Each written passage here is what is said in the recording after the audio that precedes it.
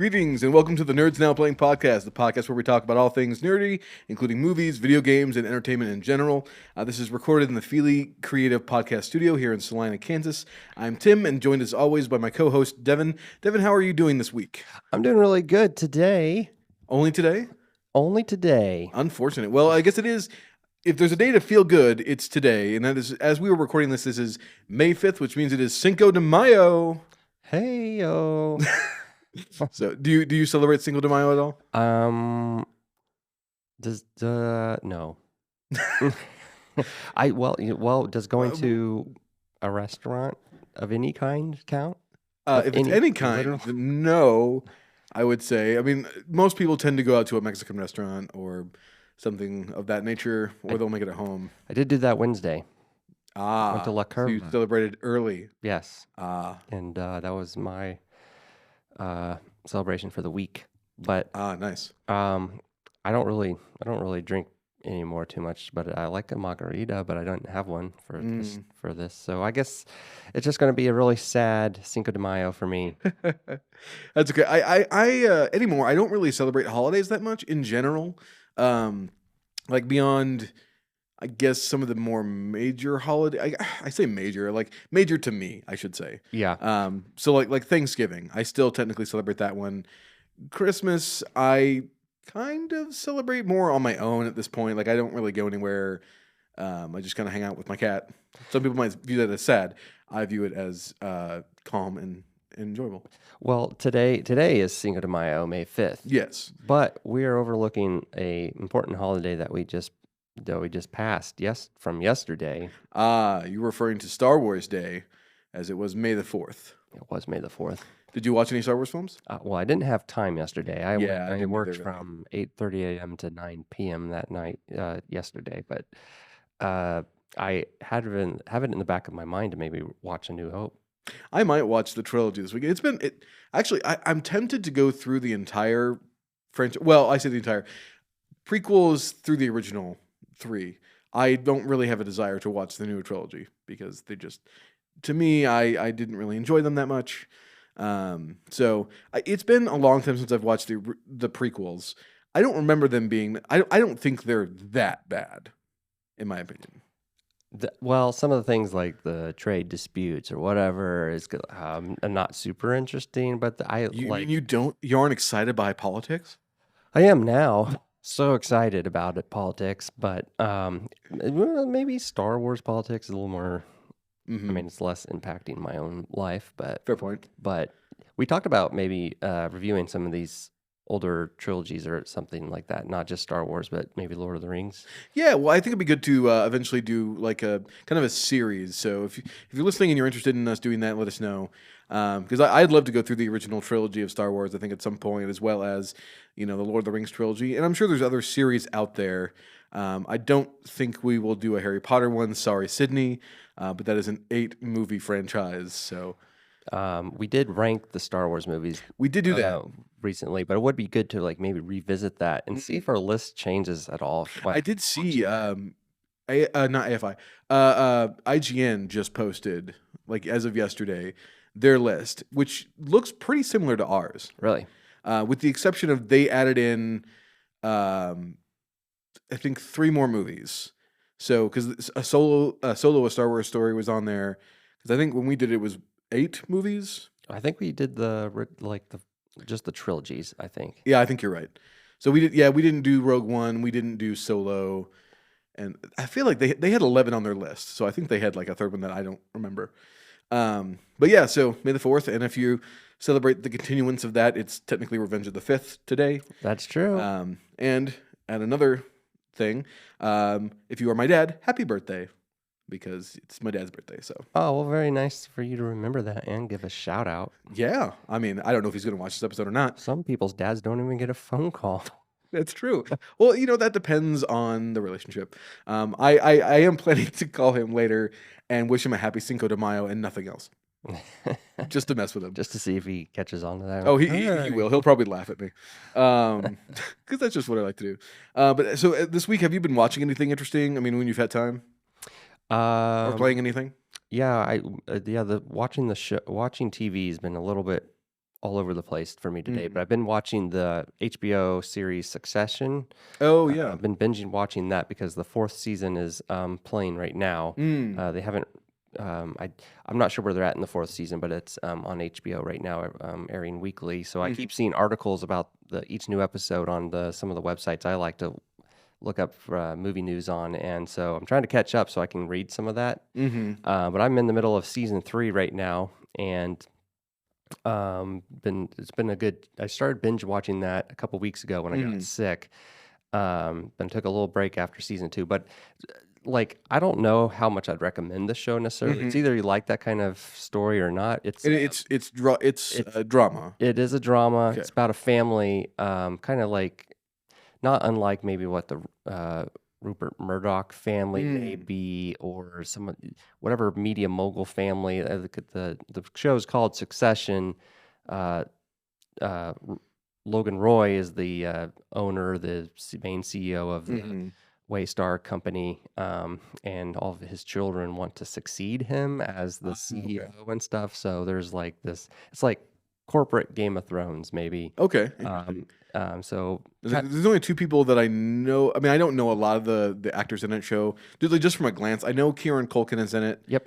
And then is it Brian Cox? Yep. Okay. Brian Cox. Because I think I've only ever seen him in the only thing that comes to mind immediately for him is the X-Men franchise. Oh, did he play Stryker. Stryker? Yeah. I remember that now. I don't really remember a lot of movies that he was in off the top of my head, except for Troy. I think I had. That's was that Orlando Bloom? No. Is it Troy? Orlando Bloom is in it. It has I want to say Brad Pitt. Brad Pitt. Yeah, Brad Okay. Pitt's the main guy. I'm blanking on the guy who played Hulk once. Well, there's been like 3 different ones. Edward Norton. No, not that So one. previous. The the one that's in the Incredible Hulk, not the one that's in the Ang Lee one. Bruce Banner's the Hulk guy, but correct. I can picture him, but I can't think of the actor off the top of my head now. But he was in Troy movie. He plays one of the. Oh, okay, gotcha. Well, he plays somebody in that movie. It's been a while since I've seen Troy, but that's the guy I remember him. Gotcha. But Brian Cox does a great performance in that show, so that it is a really good show in that sense. Gotcha. So I've been watching that, and I think we just finished the show Beef. Recently, we wrapped that up on Netflix. I don't know if I talked about that last week, but You did, yeah. So another crazy show. Yeah, I'll have to look into that one. I've kind of also been all over the place this week with what I've been watching and playing. I took a couple days off earlier in the week, so I had a lot of time, just kind of myself during the day. So I mentioned last week I was playing Demon Souls, or I finished the game. Because it's not really that long. It's like a 25 hour game. Definitely the easiest of the Soul series in my mind. But I finally watched Dragon Ball Super Hero, which is the last Dragon Ball movie to come out. Piccolo gets he kind of becomes a Super Namekian at one point. So if you've seen like Orange Piccolo, that's what it's from. So watch that, and then I've been keeping up on season 4 of Barry is out. That's true. Or it's coming out every week. So I've been keeping up on that, and as of yesterday, I started back into Survivor. So I just started. I've only seen 3 seasons before, and I actually started with season 8 because that was recommended to me, and then I've gone back and started. So I'm now on season 3, which I guess you would consider, is that considered to be reality TV? It's as real as you want it to be. I think it's a reality fantasy Our show. producer Gus says yes. I mean, it is, I guess. That's like the closest to reality TV I get, because I don't really watch a lot. So because I do enjoy like the competition aspect of that. Yeah. So I'm only like 2 episodes in to this season. This season 3, they're in Africa. Okay. So they've had to do. They just got through the I don't know if you've seen enough of any Survivor. Well, when the show first came out, our family was super hooked into it, and I think we watched the first 3 seasons. Okay, so you've actually probably seen the season I'm watching then. But I remember like the first season. I think that's where they had this character Richard. I Yeah, think, yeah, yeah, yeah, yeah. and he fell into the fire, I believe. Yes, And yes. so I remember that being a big deal. But that was like eons ago. It was a That was a while long ago. time ago. I don't know what season they're on now, but I mean, they're still going. But yeah, so season 3 takes place in Africa. I just got through like the weird food challenge thing that they do, and this time, so I guess the natives in that region of Africa, one of the things that they've used to survive, like food wise, it was the challenge, and it is literally fresh raw blood from a cow mixed with milk. And so their challenge was to take shots of that. Ew, nice. And then it came down to a tie, and they had to chug like a pint of just the blood itself, and it was like literally fresh from the cow, Mm. so it was still warm. I don't know that I could do that. Like I mean, if you ever like cut yourself and like blood is very irony, unless you're iron deficient, I guess. I bet you could do that. I bet you could. I believe in you. Well, thank you. I don't know in general if Survivor I could make it. You probably could. I mean, I would be determined, but Mhm. I'll probably end up falling into the fire too. But Oh no, I did see. Apparently, are you familiar at all with like Naked and Afraid? It's like another. That's a Discovery. I have seen that. Yeah. I've only seen clips, but apparently their new season is going to be a similar thing. It's like it's a competition this time. The nudist edition. Apparently, I have seen a lot of Naked and Afraid. That's kind of an interesting show. and they just have to survive for a certain amount of time, right? Usually. Yeah, I can't remember the duration or what. It could. I think it's for a little bit extended time, but they are dropped somewhere with Literally nothing. with nothing, and they have to make that work. And what's interesting about that show is some of the pairings that they get. Mm. They'll sometimes be somebody super helpful, super into it, and then some people are just like, and it's just like not helpful at all. And sometimes they bicker and clash Yeah. at that. That's a pretty fun show to watch, I think. Yeah. So this next one, they're like it's a competition, like a huge competition. So they're like 16 people or something. Maybe not that many. But it's a whole like group this season. So I don't know. I'm tempted to get Discovery for a little while just to watch that because I don't know. It sounds interesting, like this that survivalist aspect. Yeah, those are fun shows to watch. But we should get into our mini topic today. We've got a couple different ones actually. So today we're going to be talking about, or at least the movie for later is Black Panther: Wakanda Forever, because I finally watched that. So before we get into our other mini topic, one I wanted to talk about is in this age of superhero movies. Do you feel superhero fatigue at this point? Like, are you getting to a point where you just like are over the superhero franchise?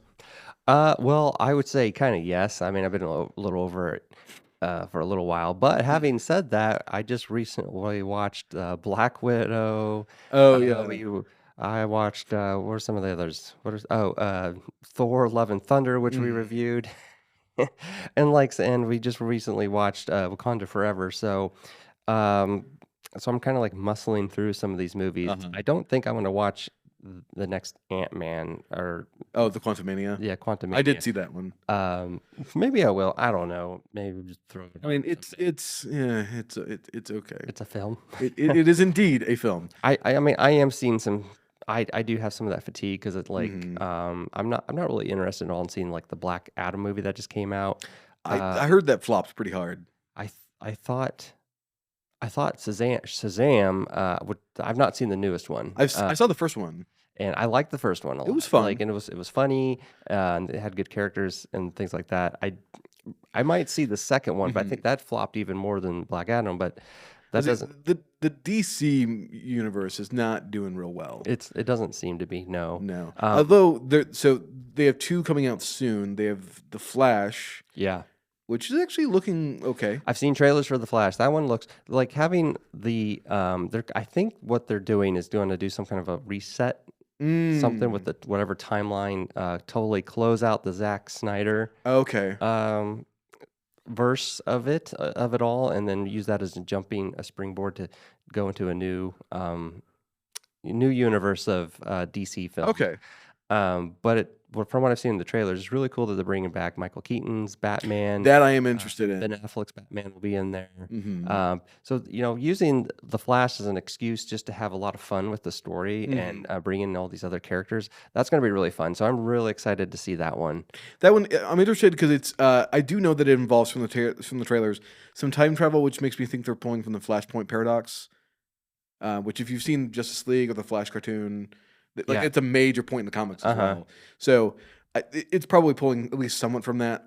It's been a while since I've watched that particular episode, or I think they did a movie as well on it, like an animated feature. But as well as they're also coming out with a Blue Beetle movie, which actually that looks pretty good from the trailers, from what I've seen. I mean, that's a character that I don't know much about that particular superhero.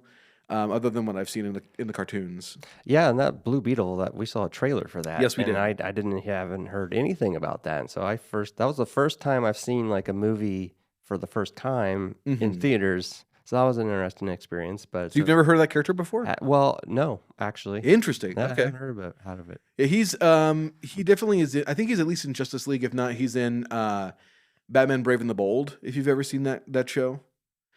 Which is that one plays off more the kind of goofy nature of the '60s Batman, and Diedrich Bader plays Batman in it. It's actually really, really great. But let's get into our other mini topic. So I was looking through this morning the AFI's top 100 movies, and this is the 10th anniversary updated list. Updated at least as far as I don't know. The latest movie on that list is 2001, so it's been a while since they've updated it. So I'm curious, how many movies on that list have you seen? So I did go through this list, and I was kind of surprised how few I have seen actually based on this window. On this, so I did, and before when we were talking, we filled it out. It's actually now up to 48. 48 out of 100. So I was super surprised by that. And you call yourself a movie fan? I will no longer call myself a movie fan. You've lost that, right? Yep. I won't. I don't know. I don't know what I'm a fan of anymore now. I went through that and I have 71 out of 100.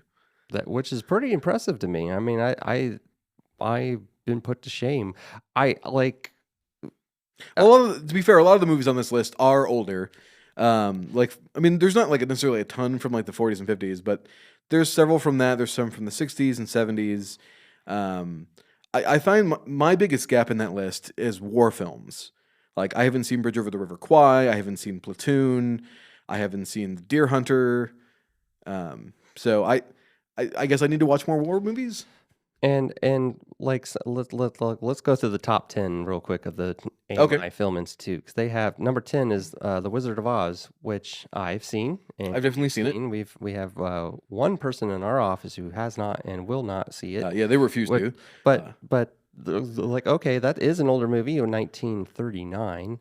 And but I've seen that numerous times. I mean, I'm actually kind of geared towards a rewatch. It's been a long time since I've watched it. Actually, I want to do it. It's supposed to pair well with is it Pink Floyd's The Wall? Yeah, and they have that on YouTube. You can watch. Yeah, see, I need to watch that because I'm just really curious to have that experience. Yeah, I remember the first time I watched that experience on YouTube. I was pretty impressed by it, and then I was telling my family about it, my uncle, and we put that on YouTube, and it was a little less impressive. And my family was kind of like, "Why the heck are you making us watch this?" But super interesting. Some of the timing of the music is pretty eerily close. So yeah, I definitely want to watch that. Number 9 is Vertigo, Alfred Hitchcock's film, and Alfred I don't know why, but movies that are in the 40s and 50s, I haven't really seen a lot of. I'm not sure why. There was a style of filmmaking in those in that era, and I like the black and white films. I think the black and white films have a nice fidelity to them, and I've always liked that about those movies. But for some reason, those 2 decades of movies, I just weren't my thing. I think overall, I liked watching a lot of movies in the 70s. Early 80s movies, Gotcha. And of course in the 90s, because that's where I grew up, my formidable movie watching years. So that's where a lot of my the whole of this list, the holes in this list come from, are anything in the 40s and 50s, and AFI decides to put so many of these 40s and 50s films in the top 100. So, which, I mean, it's kind of a shame that you haven't. You're not the only one of my friends that are kind of similar. There are certain friends who just after a certain point, I think it's like after like the 60s or 70s, like anything past that in the past, they like refuse to watch because they either don't have the attention span for it because movies, in that era just not that they're slow, but they pace themselves in such a way that like you sit there to enjoy and you're there for the story. Like there's not a lot of like fast cuts and action, which like is in every movie nowadays. Like just a lot of people our age or younger don't tend to have the attention span, which is unfortunate because there are a lot of movies in that time that are phenomenal. Yeah. Or even older. Like there are a lot of silent films. Like I was talking to a buddy of mine, and I'm surprised it's not on this list, is Metropolis. Have you seen Metropolis? Yes, I have that. Seen that. Yeah. And that one, like that is from. It's at least from the 30s. It might be from the late 20s. I don't remember exactly the year. I'm gonna look it up. 1927. 9? Dang it! I knew I was close. I knew I was close when I said late 20s. And that movie's not on this list. It's not, and that's surprising because that movie is not only like the visual effects that they have that they use at that time.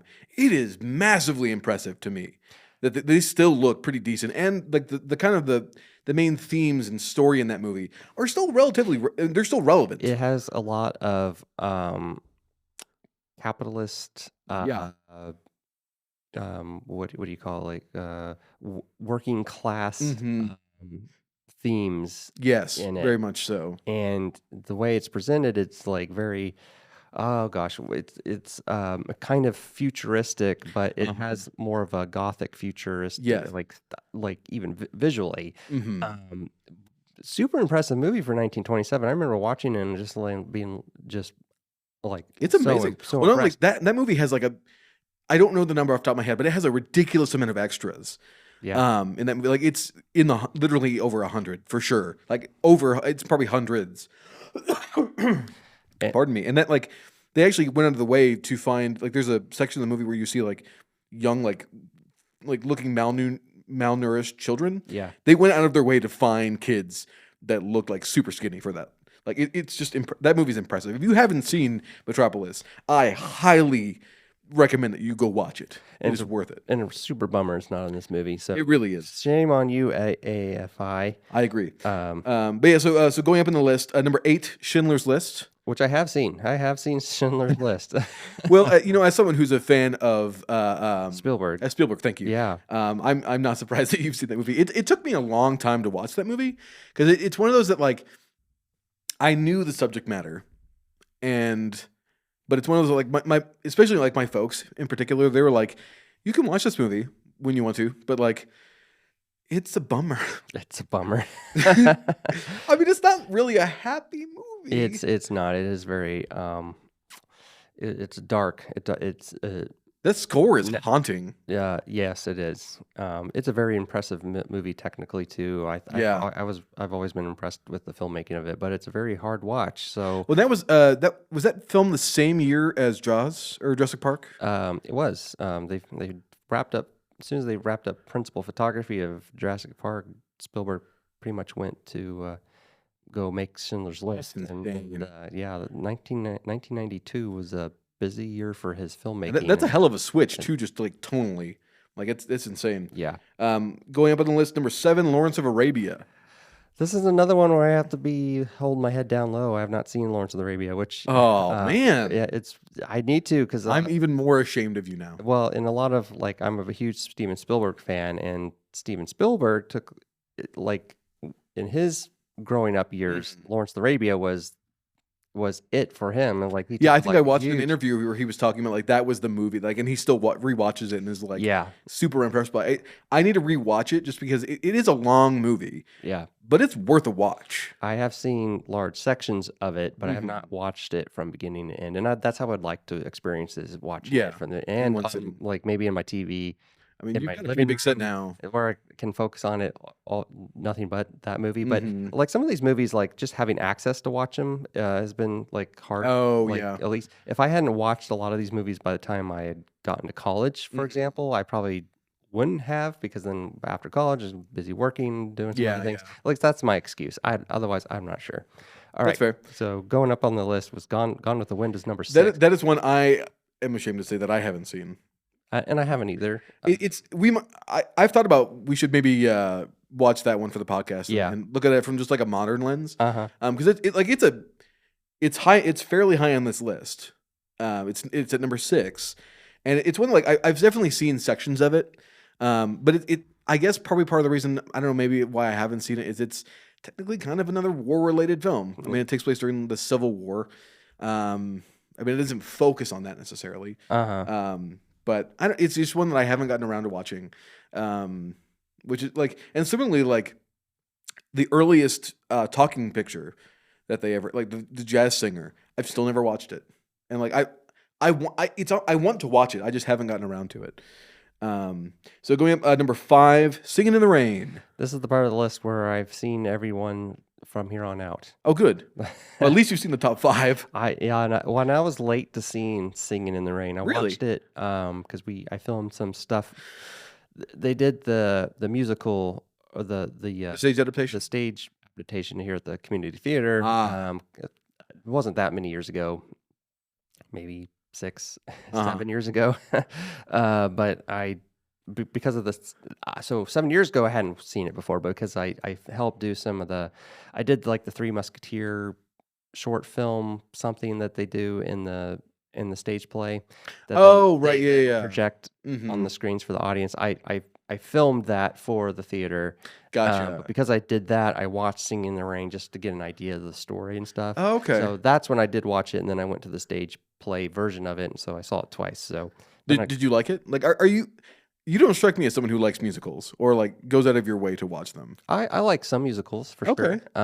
But I like Singing in the Rain because it has to do with like Movies. movie production within the story, and then talkies are becoming a thing, and they're working through that. So, and Singing in the Rain, I love some of the visuals on that. The set design, production value in that movie is pretty good. So I liked it a lot. Yeah, it's a great movie. I love Singing in the Rain. I grew up watching a lot of musicals and a lot of older films because of my parents. They like. We watched typically whatever we had on hand or whatever we could get from the library. Yeah. Because I didn't really have access to cable or satellite, except for maybe 2 times in my life, or unless we were at like a relative's house. And so we watched a lot of these growing up. So I've seen that numerous times. Number 4, Raging Bull. I've only seen this one time, but I remember it being pretty good. This is for 1980. This is a black and white film. Yep. Which is not typical of that age. I'm trying to think of who the main actor in that movie Robert is. De Niro? Is it De Niro? I thought it was him, but I couldn't remember. He actually put on quite a bit of weight for that movie. Robert De Niro, Joe Pesci's in this. That's right. Directed by Martin Scorsese. That's it. Yep, Scorsese. It's pretty good from what I remember. It's about a boxer who it's kind of his like rise and fall. Yeah, from what I remember. When I watched Raging Bull, I was at the time then it had to been like 14 or something. I was watching a lot of the Rocky movies at the time, and so then it's like, oh, there's another boxing movie. It has Robert De Niro in it, Raging Bull, and watched it, and it's like the art house film of Rocky. It is very much so. Very good. I think I've only seen it maybe twice, but it's been a while. But really good movie. It's really solid. Great film to watch. Can we go with number 3 on the list? Casablanca. It's one of my favorites. I'm a huge fan of film noir, and so this is definitely kind of within that genre. And we watched it somewhat recently at movie night, and I mean I'd seen it before. Both you and Michael had never seen it, correct? I don't think so. When we watched Which is it, surprising. I think we had watched it for the first time. Yeah, and I think this is another one of those movies that was just older, and I didn't have access to watching it, so I didn't. But I wish I had, because Casablanca I do remember liking. Like that's an older film where the cinematography is like really noticeable, very good, in the noir aspects of it. Very good movie. So I'm bummed I hadn't watched that before, but I've seen it now, and I am proud to have seen it. So it's no longer slipped through the cracks. It's definitely one I'd recommend. Up next is one of your favorite movies, The Godfather. Yeah, At number 2. And this one I've seen numerous times on multiple different formats: VHS, DVD, Blu-ray. What about Laserdisc? I don't think so. Although my dad owns a couple Laserdisc movies, but Godfather I don't think is one of them. Shame. But if you wanted to watch Beauty and the Beast on Laserdisc, we have that. We should. Yeah, Godfather. Francis Ford Coppola's movies. I've always liked Mm. gangster movies Oh yeah. growing up. And so The Godfather is like top tier, Hmm. where a lot of the aesthetics from gangster movies kind of come from, or in some ways, Yeah. or a lot of gangster movies or mafia movies owe a lot to The Godfather. Um, but that definitely one of my favorite movies, and I wish it was number one, but it's not. And You seem pretty bummed about number one. yeah, well, Uh, I am, and I am not, because it is a good movie. So number one is Citizen Kane. yes, it's been like so. This is so this list is the 10th anniversary list, so it's slightly updated with some newer films, like the Fellowship of the Ring is on here, which is 2001. But this is pretty consistent. Citizen Kane has been number one on the list and the previous list, pretty much since they made it. Yeah. Which so you have kind of varying thoughts on this film. What are they? Well, I don't really have like any negative thoughts on it. Like Okay. this is another movie where the cinematography and the production value on this is like kind of it's slow. I wouldn't say like I was more impressed with Metropolis, but Uh like huh. Citizen Kane has like they're doing wildly crazy things with the camera and It's got a the pretty framing insane, on things. like crane style shot near the Uh-huh. beginning, which like at the time nobody had ever done, if I remember correctly. So it's a very visually striking Uh movie. huh. And I was talking about Succession a little bit earlier, and I wouldn't say this is at all like Succession, but it has that corporate Uh huh. climb the ladder, Yeah. uh, then you power over it. So a lot of the story and that's really good. I like Citizen Kane a lot. Not necessarily one of my favorites, but that's just a style. Hmm. Whatever. I'm more the Godfather guy, That's fair. It's worth a rewatch in my opinion. but um, so in scrolling through some of the other lists, I've seen a lot of movies, and I'm proud to say I've seen like Sunset Boulevard, which was That's a great movie. 1950. I've Yeah. seen All About Eve. Also a good one. Friend of mine insisted I watch that a while back because it's one of his favorite movies, and All Mm. About Eve is very good. Like It's well worth a watch. and like that's that some of these movies have just such strong stories Hmm. with character, and All About Eve is like one of those, Yeah, and very much so. and so I'm very glad that stuff like that was on the list. I have seen like Apocalypse Now. There's Godfather Part 2 is on here. 12 Angry Hmm. Men, another 1957 movie. So I've seen some of these older films, but some of them, had some reason, have slipped through the cracks. Well, But so we were talking before the podcast. The one that I'm surprised for you that you haven't seen all the way through is Doctor Strangelove. yeah, I watched this for the first time in high school because a church friend of ours was like his favorite movie. Which, as a side note, he found it at a store at like Target or like some place for it was marked down to a penny oh that wow, he found on DVD somehow. It's Stanley Kubrick. yeah, So I'm surprised that you haven't seen it all the way through. yeah. I mean, there's but maybe you should be envious because now I can watch it for the first time, and you can't. You know what? That's fair. I can only watch a movie for the first time once, unless I lose my memory. Have you seen Eyes Wide Shut? No, actually, His last film. that was his last one. That's the last one he made while he was alive. He hasn't made any since he's been dead. Right. Well, I think he might have passed away during post production on that, Oh, okay. but I don't remember, so don't quote me on That's that. one. That's late '80s, '90s. It came out in 1999. Okay, so Um, it's. I've wanted to watch it for a while. It's similarly just I haven't pulled the trigger on I've it. seen a lot of movies like Full Metal Jacket, The Shining, Mm. Eyes Wide Shut. Clockwork Orange. I have seen Clockwork Orange a couple times. It was that movie's really disturbing, It's very disturbing. but it was very disturbing the first time I watched it. I was like, oh, this What makes me what feel. part's the most disturbing to you? Is it the eye scene where they're forcing him to watch stuff and putting eye drops in? No, Tim. It's the part where they force themselves in the Oh, that house. part. And, Yeah, and, where the guy is singing in the rain. yes. Yeah, Right. yeah, that's definitely the most disturbing part. Yeah. It's ruined that song to a certain degree. So it's like, and I haven't seen Spartacus either. That's one I've seen once. I kind of want to rewatch it, but I'm curious. So one on this list that probably a lot of people haven't seen is the movie MASH, which precedes the show. Is that one that you've also never I seen? haven't seen MASH, and I've not really watched the show.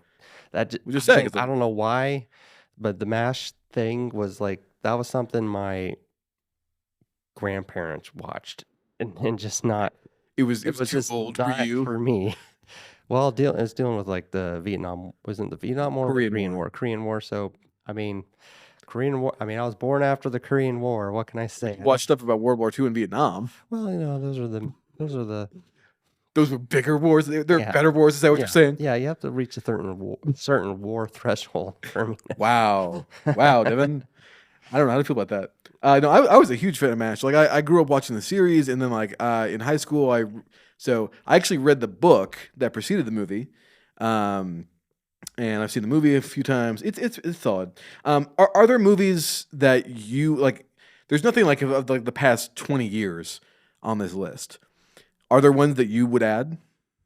Like maybe you don't necessarily have to replace other ones, but just ones that you think should be on the list. I think like getting the vibes from this list, it's very like proper, I would say in some way. Like I don't Mm. know how to explain the AFI list, but would think and that's a hard one to kind of think of on the spot, but I think 20 2014's Mad Max Fury Road should Mm. probably be on this list.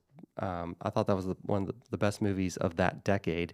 Yeah, no, I would agree that movie's fantastic. And it's not one like you look at this list; it doesn't really feel like there's a lot of like action movies per se. Like there are movies with action in them, Yeah, like Butch Cassidy and the Sundance Kid. It's like there's like shootouts and stuff. there's definitely lacking of action in this movie. But Mad Max is just so. I did see. I think Terminator 2 is on this list. Is it really? I think so. Maybe I'm wrong. Maybe that was a different list. Yeah, it's not on this list, Okay. which is very stupid. Titanic's on this list, so James Cameron's in there somewhere. Um, I also think like things like there needs to be a Coen Brothers movie on this list. Fargo should be on this list. Fargo. I like No Country for Old Men. So that's disappointing. And let's see. I'm gonna do a little find here. Oh, okay. Star Wars is on this list. Yeah, yeah. Thank you. Star The Wars. first one, the first one is the original King Kong. We mentioned actually last week. We're talking about Creature Features that's on here. Um, I don't know. There are certain films I guess that are more like art films that part of me feels like Whiplash should be on here because I think that movie is excellent. Mm-hmm. So it is hard kind of off the top of your head because in looking at this, it does kind of feel like at least the older ones seem like you mentioned the word proper. That kind like I know kind of where you're going, but I can't exactly explain it.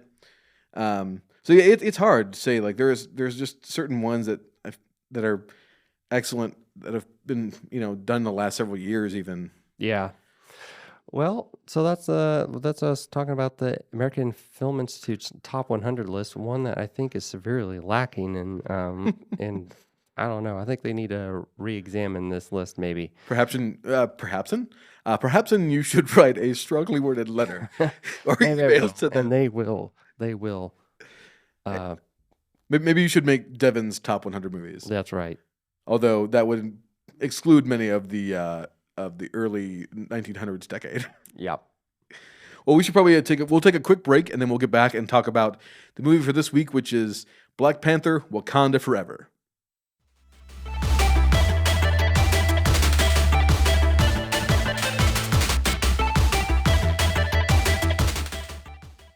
All right, and we are back to talk about our movie Black Panther: Wakanda Forever. This came out in 2022. Let's go ahead and get the general synopsis out of the way first before we start diving into this movie. So the synopsis that we found, or at least that's on IMDb, they kind of help break this down because it's kind of a complex movie. It is in terms of plot, I think. Yeah. So it says, following the untimely death of fierce Black Panther, grieving Queen Ramonda and noble Princess Shuri struggle to find their feet in the world, eager to strip Wakanda of its precious vibranium resources. But 1 year after the death of King T'Challa, the country faces yet another threat. This time, King Namor, the mutant leader of the unstoppable oceanic warrior race, is determined to protect the hidden underwater kingdom of Talokan from the surface world at all costs. And as the invaders' suffocating stranglehold tightens, Wakanda must prepare to fight with or without its valiant defender. So this movie, and just as a quick factoid about it, So Chadwick Boseman unfortunately died before this movie got made. From colon cancer, I believe. Yeah, I think so. And so the guy who directed it, Ryan Coogler. He's returning to the director's chair after directing the first one. Yes, yes. So he almost stepped away from making this entirely because of that. But so this movie is dedicated to Chadwick Boseman, and it's actually the first Marvel movie. So that that Marvel has that intro where they show clips of the different like characters from the franchise, and Yeah. usually it has their iconic movie, their iconic music that's playing. It is completely silent Yeah. during this, and he is the only person that is featured. So it's kind of a nice change and shows that they're trying to show respect for him and for his passing. And also like this is also like the first time Disney or like somebody in the Disney franchise, they haven't tried to like recast or like CGI make a computer model of him like they did for uh, Princess Leia or Carrie Fisher or Peter Cushing in the Star Wars franchise like they did, which those models didn't look Right. great. So I appreciate that they didn't do that. So interestingly, in the kind of general plot of this, so with the whole Namor thing as the main antagonist, that from what I was looking into in this film, that was always the main plan, was to have him as the main antagonist. But so it's kind of like, and they had planned to have Chadwick Boseman back as Black Panther to face this, but due to his untimely death, they had to start switching that stuff around. And so, kind of the beginning of this film starts off with you never see him, but you see Shuri and Queen Ramonda just kind of like they're. You see Shuri trying to find a cure to help him. Yeah, she's trying to find that cure to bring him back, and because I guess he's suffering some illness that they don't say what it is. And she's trying to synthesize a herb to help with I think it's supposed to be like the heart-shaped flower, which is what the people who become Black Panther take in order to kind of like gain their power and go into the ancestral plane and all this stuff. And she hasn't been able to synthesize it, and so unfortunately, he still passes away. And so they have this kind of big funeral scene, which is really interesting. It's portrayed as more of a celebration, which I think I was looking into the trivia of this as well. They said the cast kind of felt like that was also like a celebration of Chadwick Boseman's life, as well. So it's kind of interesting that it translates. But just like I don't want to get too specific yet. What are your general thoughts on this movie? So yeah, we were talking about a little bit about superhero fatigue a little bit earlier, but I like when the first Black Panther movie came out. Like I enjoyed that a lot because I feel like it was just a little bit of a different vibe to it than a lot of the Marvel movies that had coming up before that. Yeah. And I think it kind of did a good job of telling its own contained story, kind of out. It incorporated a little bit of what was happening with the MCU at the point leading up to that, but I like that it was it felt a little self-contained. Yeah, it didn't really require all the broader things that were happening, and that's where I get a little bit lost in some of these movies now because they're just so big. Everything ties into each other. Yeah, and I like it when it's focusing on just the single character and having a good character arc in some of these. And I thought the first Black Panther did a really good job of it. And it had some really interesting action sequences in it too. And so when Chad passed away, I was really curious to like how would they go about the story and stuff. And it probably would have been really easy to recast but also it's never fun when a movie does that from movie to movie, especially in a big one like this. And I thought it was really nice that they did not recast, and the story doesn't like dwell on it too much, but he gets sick off camera outside the story, and but I thought it was like really interesting how they did bring that back. So I was interested in how that would play into the fact. And so just speaking about the beginning of it really really quick because I thought that was done really tastefully. Yeah, I would And agree. and they acknowledged it. They did Mhm. some respects to Chadwick, and it I don't know that it just it had a certain feeling that I have not gotten from these Marvel movies before, Mhm. where where death had we didn't see the death in like in the Endgame movies. Tony Stark's character dies, and you feel impact from that. But you Mhm. see him make a sacrifice, and here Chadwick's character, they write him as a death off screen, but you still Mhm. kind of feel that Oh yeah, impact you definitely do. Well, from how all the characters take that in. I thought that was just mhm. so well done. So the beginning, the first half hour of this movie is just really well done. I think with that, Yeah, I'd agree with that. and I think it was also in the sense that since this still has a sense of a self-contained story, they Mhm. kind of go a little bit broader. Like what's happening in this movie could have like world Oh consequences, yeah, but it still definitely. felt like it was like Mostly contained contained to Wakanda. to Wakanda. Yeah, Yeah. yeah, I would agree. And so with Chadwick's death, I mean, they could because that would have been an easy way of like bringing in other Marvel characters to the funeral because Mhm. that's what happens at funerals is like a lot of friends and family are there. But Yeah. they could have easily had Thor show up, the Guardians show up. Mhm. Uh, It's kind of nice that they uh, didn't. yeah, because that would have been too showy. That would have been too easy just to get them in there Yeah, just for like a quick a cameo. quick cameo and stuff. So Mhm. they just said no to none of that, and they kept it as a private like ceremonial thing. And I thought it was very well tasted. And you mentioned that they opened up the movie. Did they open or did they cut it in later? I don't remember if it was a cold open with Well, it opens on a black screen. Or are you talking which? I think it cold opens maybe with uh Shuri finding that herb, I Well, think. it's her trying to work on making it.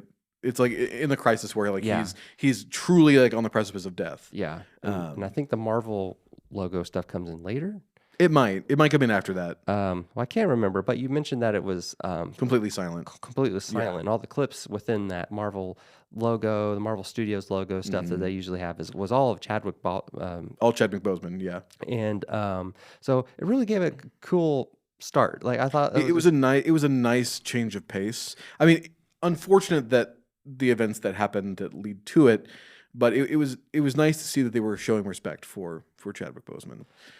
So in general, like that is a nice change of pace for just the franchise in general. yeah, I agree with you that in general I like that it feels more self-contained. I mean, this one is slightly broader than the first movie, but it does feel like it's mostly all about like still just in Wakanda. It's not really involving any of the other superheroes, with the exception of one from the comics that I was unaware of.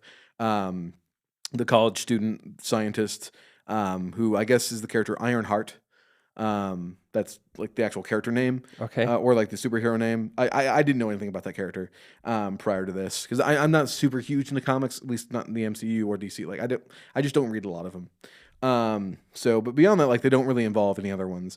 One thing that I think is a little bit of a disappointment about this movie is that it is about 2 hours and 43 minutes, if I remember correctly. It's a long movie. it is very long. Um, you don't see the Black Panther until like the last half hour of this movie. So the entire time, Cherie is kind of. I guess we can start getting into spoilers now. Um, she is fighting the entire time, just kind of like it's kind of like there's a major theme with her of not being interested in the traditions because she's a scientist, and so like she doesn't believe in the ancestral plane, and she doesn't believe in like she feels all these things are outdated. And so, like, she feels like the Black Panther and doing that is also outdated. Yeah, She doesn't feel like it's worth doing, so she's like trying to create like her own suits that are supposed to help like make their warriors more like double the strength and quicker and all this stuff. And so, I mean, it is interesting to kind of see her journey and try and deal with the consequences of the Black Panther of T'Challa dying, and in the previous movie, King T'Challa died or T'Chaka, I think. I don't remember. The previous king died, And in this movie, also the queen dies. Yeah. Ramonda gets killed by Namor. And so one of the major things, at least for her, is really trying to process grief. Yeah. And she just has a really difficult time. Like her main goal throughout a lot of this kind of ends up being, definitely ends up being like vengeance specifically. Yeah. And when she finally does when she does manage to synthesize the heart herb, or heart flower, whatever it's called, and she goes into the ancestral plane, she sees Killmonger, who like she did not want to see. I mean, I can see why, because what the reason why she took it is because she wanted revenge. And I was gonna like just kind of comment about the fact that like this could have been like the story doesn't treat it as like an origin story for another Black Panther 2.0.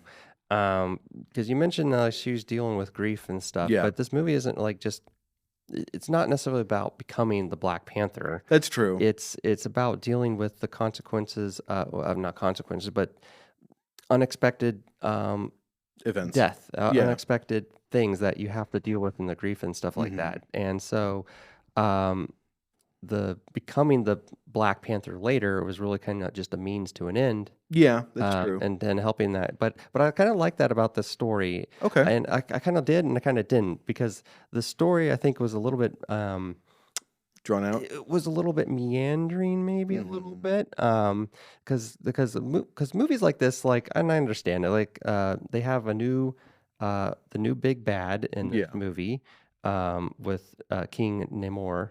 Yeah, Namor, which is he's considered to be the first mutant in the MCU. Like, well, in the actual MCU, he is the first official mutant. But in the comics as well. Is that a jumping off point to like future X-Men? I would say probably. I don't know that Namor necessarily makes an appearance in the X-Men comics. I would imagine he kind of does, technically. So he is the ruler. Like Talokan, or they changed the name of it, but in the MCU or in Marvel in general, that was basically supposed to be their version of Atlantis. But in this case, it is a set in like Mesoamerican kind of culture, and so like Aztec culture, and it might be more in the comics as well. I'm not exactly sure. But yeah, so Namor, the first mutant, is like the main antagonist, and the leader of that like underwater realm. And this movie has a lot to do. I think like they have to like explain King Namor's kind of his origin, his motivations, and what's going on with him. While on top of this, we don't have Chilla, or sorry, what's his name? T'Challa. T'Challa anymore. So we have so there's kind of like this whole hole in the story. We don't know like Shuri is eventually the Black Panther, but so I mean, I don't know. Would you say that this is like is it definitely Shuri's story, or would you classify it that? I didn't necessarily feel that way until the last 40 minutes or so. I mean, it definitely feels like it is. There are pieces where it tries to be mostly her story. But I can agree that it doesn't really like focus on her development as much until like near the end, where she starts to actually, she decides to finally give in and try and make the flower and become the Black Panther. Before that, like, I mean, it feels a little scattered, because not only is she trying to deal with that grief, but there's this whole subplot with Namor and the Talokans, because people from the U.S. have made a vibranium detector, which kind of sets everything in motion, and sets everything off. And so it becomes like Namor ends up confronting Queen Ramonda and Shuri on a beach, basically saying, hey, like, for one thing, we exist. If you don't bring me the scientists who made this so we can kill them, then I'm going to attack you. Because he has so one of his main motivations in this movie is pretty much just a general hatred for the surface world. Yeah. And anybody who dwells in it. Yeah. Which I hate to say, I mean, I don't want to use the word, I mean, unironically and no pun intended, a very shallow. You're welcome. Yeah. It's a very shallow motivation. Yeah, yeah, and like that's like where some of my like superhero fatigue overall. I mean, the villains are just kind of like angry, I guess, Yeah. at something. I mean, they have like this whole civilization under the water. I mean, I feel like they're just down there chilling, and like what's their problem? I guess Like the main thing is mostly like they don't want to be discovered because they also have vibranium, and I'm guessing they know about Wakanda somehow. But like, I so the reason why he has such a hatred for the surface world is this movie kind of kickstarts, or at least like his backstory, I guess, is that um, long like ages ago, his like ancestors and his mom like lived in the surface world, and there was some kind of plague, and they were all dying from it. And so some guy found an herb that basically allowed them to breathe underwater, and that kind of like really skewed their like it gave them gills basically. yeah, And his mother was pregnant with him, and she was kind of tricked into taking the herb because she didn't want to. And so he happened to be born with the ability to kind of like take in oxygen through his skin yeah, rather than like with gills. So he can both breathe in and out of water with no problem. He has winged feet, and is like super strong and everything else. So, but like he ends up coming up on the surface like once his mom dies to bury her, and it's like centuries later, or like maybe 100 years later or something, and sees other people like himself being basically enslaved, yeah, and just shown like just cruelly punished. And so, kind of just from that one interaction, he just decided that he hated all. Like he ended up like killing all the people who were enslaving and like burned the plantation down or whatever. And like from that one interaction, he just decided he hated the surface world. Um, I feel like you should need more than that to like. I don't know. It just seems like a shallow like. Well, it's like if maybe Motivation. it's like maybe you watched some of the like human rights abuses maybe in another country, and then you just like you see one instance of it. I mean, rightfully so. There's like I, I mean, I can definitely see like why like it is justified, but it just feels like there should be more behind it, right, to make him a main villain. more of a direct, Yeah, like rather than just him witnessing something and deciding it's not good, have it more impact him directly. Yeah, Because Shuri and everyone's dealing with loss from their the death of T'Challa and all that.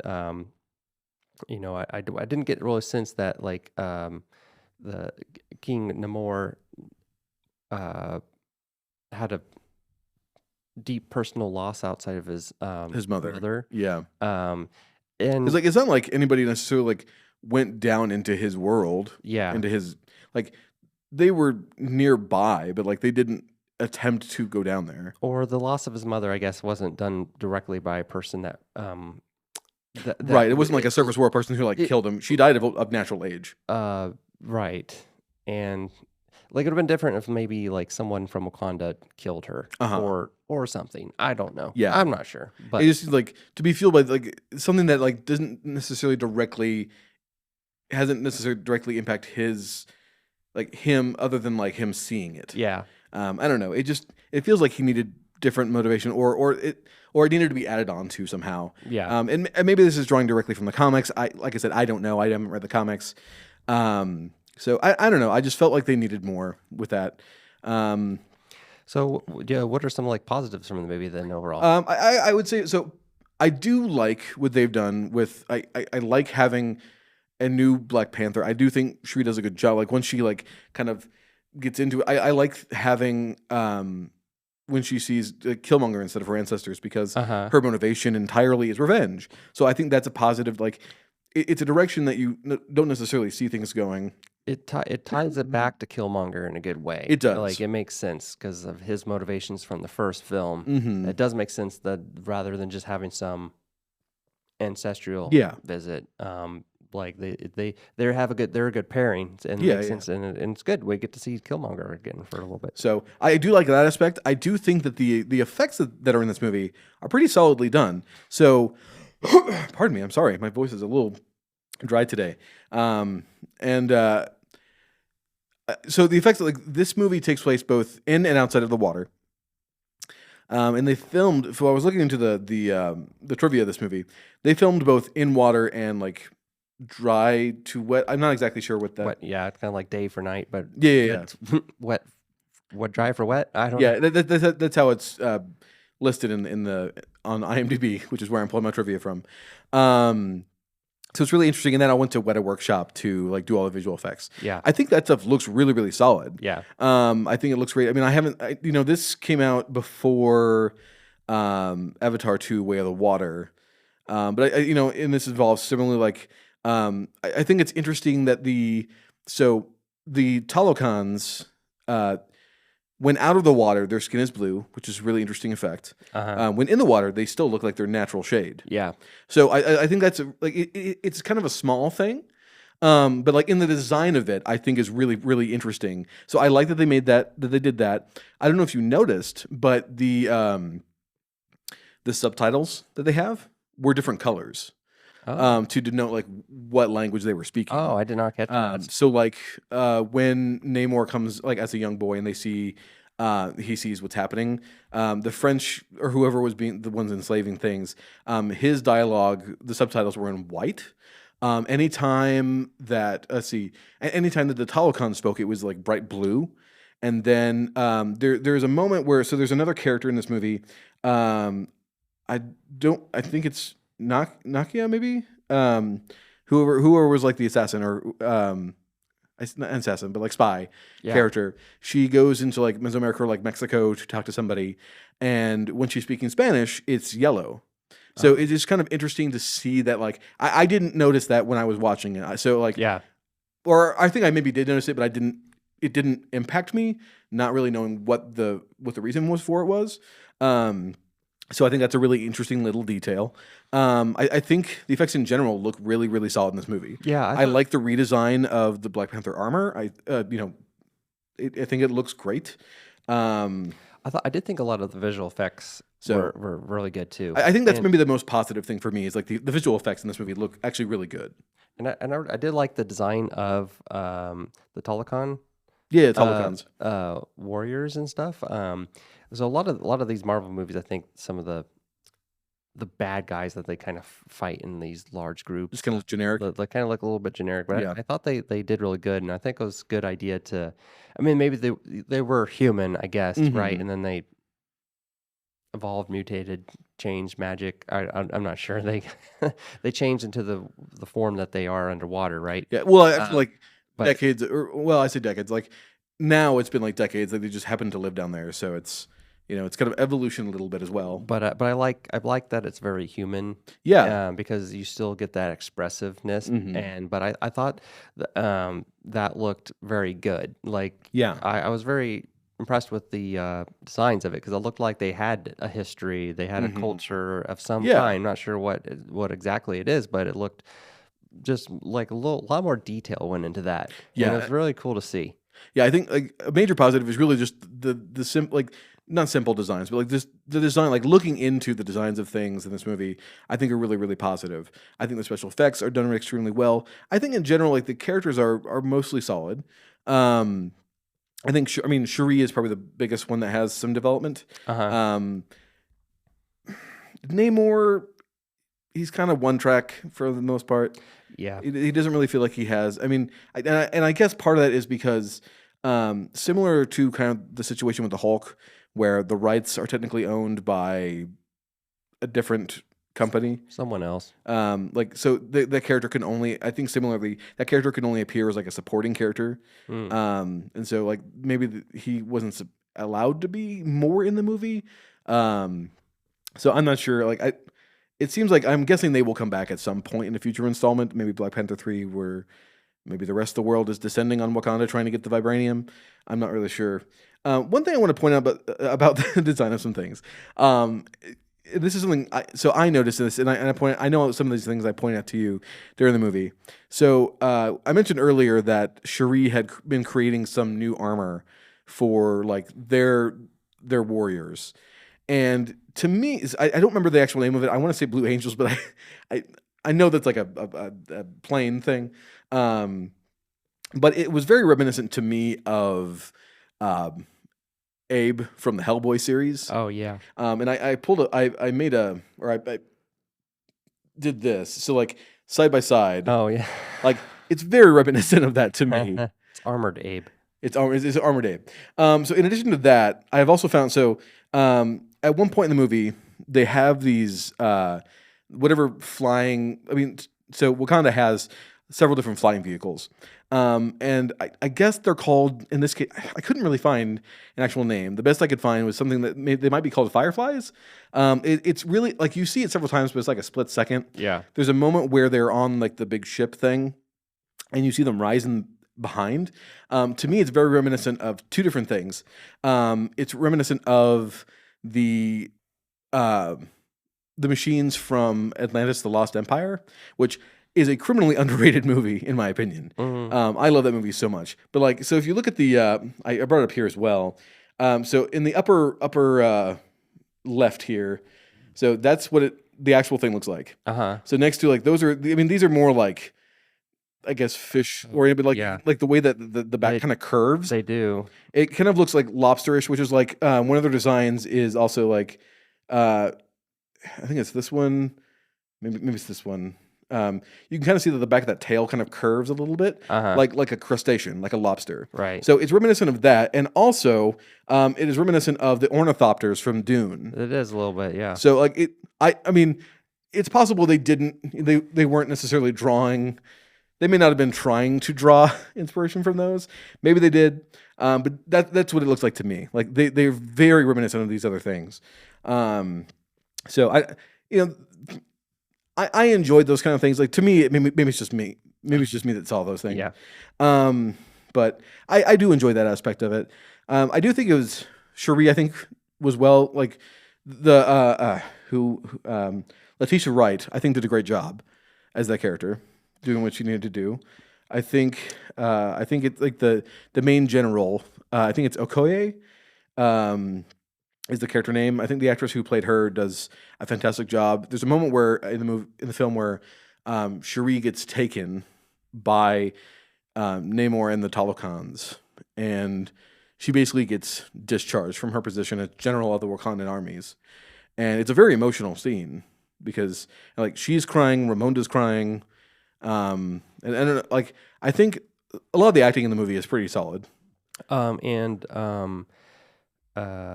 Angela Bassett was nominated for an Oscar, Best Actress in a Supporting Role for her role in Black Panther. Oh, nice. Yeah. I mean, it's well deserved. She also did a great job. Yeah, she did a really good performance. Really, really sold her grief and Yes, very much so. Where she gave some really intense performances in this movie, and they really stood out to me. And well deserved Oscar nomination. She did not win, unfortunately, but I can see that nomination was well deserved. So Yeah, so like those things were definitely like that's deserved. I will say like there are some things in this movie that I know they're doing it to kind of help set up other things, but bringing in so Martin Freeman as Everett Ross, which I don't remember that character at all from the first film. I do, but him and Valentina de Fontaine, played by Julia Louis-Dreyfus, that character's only made like two other appearances. I don't know that character, so like it just kind of feels like she doesn't necessarily need to be there. Like there's this whole subplot of like the U.S. thinks that the strikes that are happening are like these interactions that are happening in the oceans and stuff are being done by Wakanda. I don't know. It feels like that didn't necessarily need to be there. Yeah. So I don't know. I guess we should go ahead and rank this movie.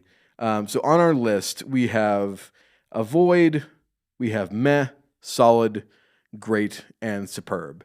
Devin, where would you rank this movie?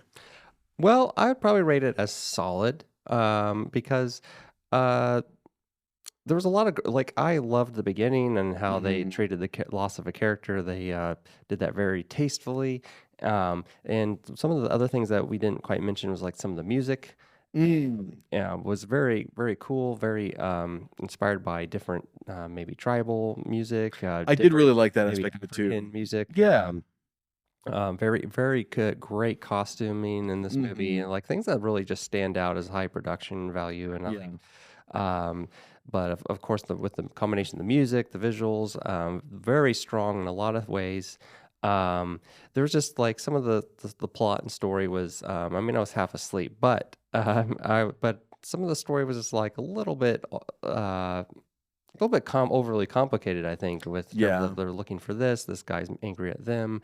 I mean, wasn't too bad, but it wasn't necessarily like I'd be less inclined to maybe watch this again over the first one, but there's a lot of strong things and things I like, and a lot of good action, and I like a lot of the character designs of the Telecon. Was very cool too. Yeah.